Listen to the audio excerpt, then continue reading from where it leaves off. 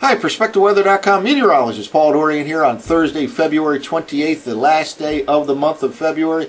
It looks like March will begin with some accumulating snow in parts of the mid-Atlantic region. A wave of low pressure forming today in the south-central U.S. will head in our direction into the mid-Atlantic region, producing snow in D.C. and Philadelphia in the overnight hours going into early Friday morning. Snow could even reach the New York City metro region. Right now, I'm expecting on average 1 to 3 inches in the D.C. metro region and the Philadelphia metro region as well.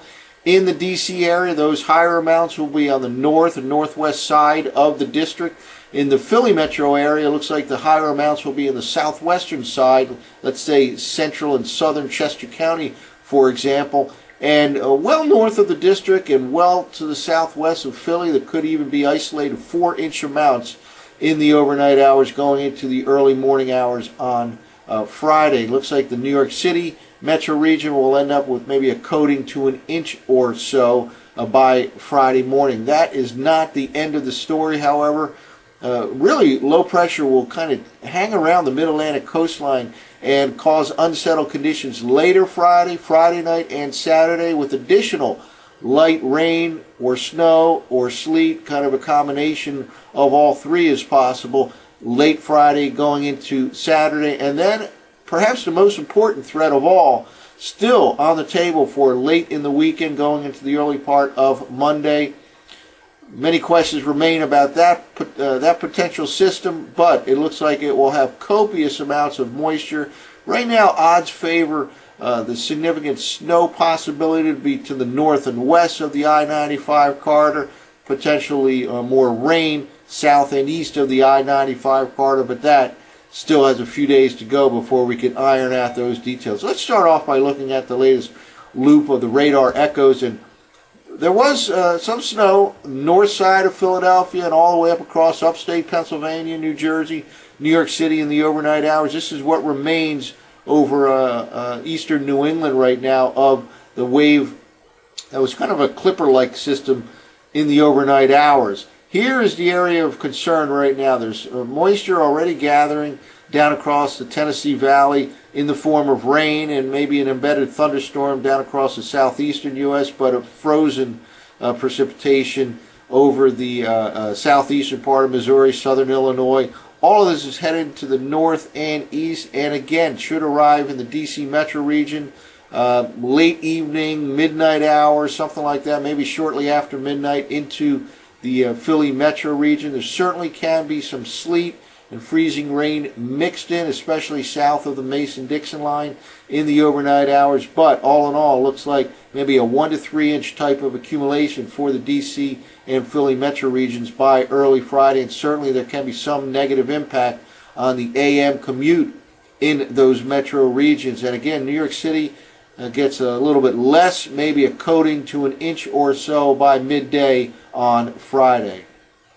Well, let's take a look at last night's Canadian model run. I'm sticking with the Canadian model. It has really, I think, done a pretty good job with this particular scenario, especially the one that will impact the Philly to D.C. corridor late tonight and early tomorrow. Lots of waves on the map, and that makes it more difficult to pinpoint not only precipitation amounts, but precipitation type and timing as well. Here is the upper level energy associated with last night's clipper-like system that again caused some snow upstate Pennsylvania, upstate New Jersey, into New York City. Even the northern suburbs of Philly got a little bit of snow in the overnight hours. Let's just move forward here and see what we have going here by later on tonight. A couple areas of energy. One right here over the Ohio Valley by the middle of tonight, and another one out over the south central states. And here we go, by early tomorrow morning, this one wave of energy will help to produce some snowfall as we begin the month of March. Again, that begins on Friday, tomorrow, with some accumulating snow. I expect, again, 1 to 3 inches in Philly, New York City on average, maybe an isolated 4-inch amount, and there could be some sleet and freezing rain mixed in. But notice kind of another wave of energy here on its heels, and that kind of tells us it's not exactly going to clear up in the afternoon on Friday. In fact, Low pressure will kind of meander along the mid-Atlantic coastline later tomorrow, going into the day on Saturday. There can be additional light rain, light snow, a combination of the two, maybe some sleet late Friday going into the day on Saturday. Then we see a more vigorous wave of energy here over the northern plains, and that helps to keep it unstable here going into the latter part of the weekend. And colder air will kind of seep into the mid-Atlantic region during the day on Sunday. This is now the way it looks on Saturday evening. And here we go, continuation of waves of energy. Here we go by Sunday morning. And at this time, there'll be a lot of moisture out in this part of the country, headed into a relatively cold air mass for this time of the year in the mid-Atlantic region. It's not exactly clear where the low pressure will ultimately ride. If it just slides to the south and east of the big cities, that favors a colder and more snow solution. If it manages to cut up to the north and west, that will certainly lead to a changeover to rain in many spots. A little too early to say exactly what's going to happen, but the potential is there for a lot of moisture. And here we go, by the time we get into Sunday afternoon, Sunday evening, quite a wave of energy here moving into the mid-Atlantic region. And that threat, again, is from later Sunday going into the early morning hours on Monday. Well, let's now walk through the surface forecast maps. Again, a very active weather pattern.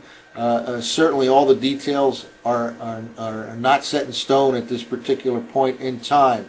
This is the area of snow associated with that Clipper system from last night. And here we go, the beginnings of the next system that impacts the D.C.-Philadelphia corridor from late tonight into early Friday and eventually into New York City as well.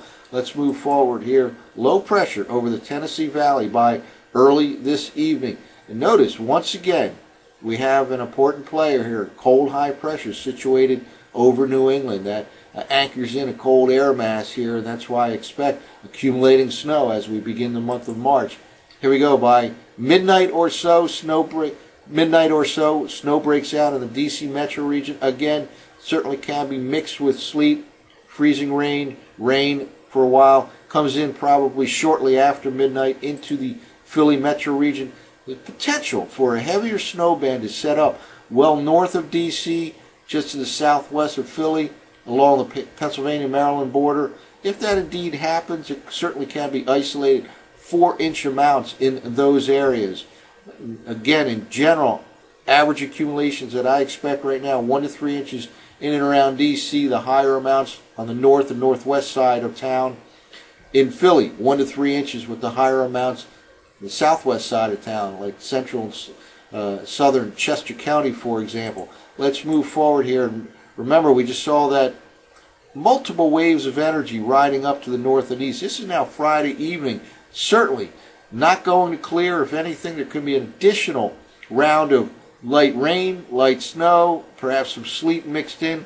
Low pressure hanging around the mid-Atlantic coastline going into the morning hours on Saturday. Even tends to intensify here, and we'll have to watch for this. There may be more snow, especially north and west of the I-95 corridor, late Friday night going into Saturday morning. That we'll have to watch out. That actually favors the New York City metro region. This first wave, late tonight, early tomorrow, a little more impactful in the D.C. and Philadelphia metro region. Later tomorrow night, into Saturday morning, this wave could be more of an impact in the New York City metro region. Then let's move forward here, going into the latter part of the weekend, and look at all this moisture out here over the south central U.S. as of Sunday morning.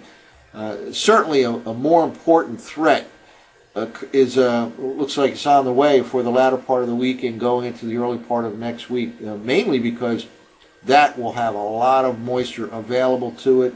Temperatures will be borderline, though. That's the difficulty in the pinpointing the accumulation amounts right now. But in general, it looks like the I-95 corridor will be kind of a dividing line with pretty significant, potentially significant accumulating snow to the north and west, and perhaps primarily rain well to the south and east of the I-95 corridor. Obviously, many details have to be ironed out. This particular model solution has the center of the low pressure area sliding to the south and east of the D.C., Philadelphia, New York City corridor. And if that happens, there certainly can be a heavy band of snow just to the north and west of the I-95, of Route I-95 come late Sunday night going into Monday morning. And this is on the table. Certainly a shift to the north and west favors more rain in the big cities. A shift a little bit more to the south and east favors more snow in the big cities. And this very well could be one of those cases where the immediate I-95 corridor is the dividing line between significant snow to the north and west and mainly rain to the south and east. Let's now go all the way through into Monday morning. That pulls away, and then a large cold air mass for early March floods the eastern half of the nation, well below normal temperatures on Monday, Tuesday, and Wednesday of next week. So certainly a lot going on. It looks like March begins with some accumulating snow in the Mid-Atlantic region, a very active pattern. An important threat continues for the latter part of the weekend and going into the early part of next week. And all that will be followed by much colder than normal conditions for much of next week across the eastern half of the nation. That's it for now. For PerspectaWeather.com, I'm meteorologist Paul Dorian.